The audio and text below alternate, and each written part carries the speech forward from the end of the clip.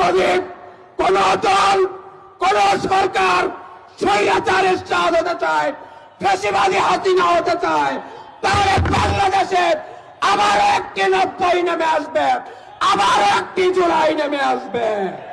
University গুলো আবারও রক্তের গঞ্জাম হয়ে যাবে। কিন্তু কোন কায়দাবাদী স্বাধিপত্যবাদী সরকারকে বাংলাদেশের মানুষ মেনে নেবে না। রাজশাহীবাসী রাজি আছেন তো?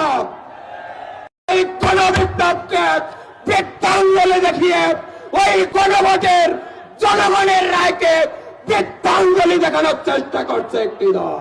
সাম্য, মানবিক মর্যাদা এবং সামাজিক সুবিচার এই মূলনীতিকে সামনে রেখে 1971 সালে মহান মুক্তিযুদ্ধ অনুষ্ঠিত হয়েছিল এবং দীর্ঘ 9 মাস রক্তক্ষয়ী সংঘর্ষের মধ্য দিয়ে বাংলাদেশের বীর সেনানী, স্বাধীনতার মুক্তিযোদ্ধা সূর্য সন্তানরা আমাদের স্বাধীনতা অর্জন করে দিয়েছিল এবং একটি স্বাধীন সার্বভৌমত্ব মানচিত্র আমাদেরকে উপহার দিয়েছিল।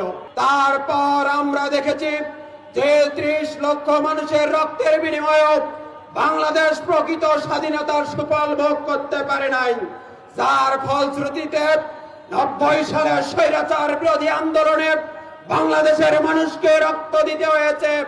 2009 সালের পর থেকে 2024 সাল দীর্ঘ 17 বছর ফ্যাসিবাদ সরকারের আমলে ভোট এবং ভাতের অধিকার রক্ষার জন্য বারবার রক্ত দিতে হয়েছে এবং সর্বশেষ 24-এর গণবিপ্লবে হাজারো ছাত্র জনতার রক্তের বিনিময়ে আবার আমরা স্বাধীনতার স্বপ্ন বুকে পড়েছিলাম।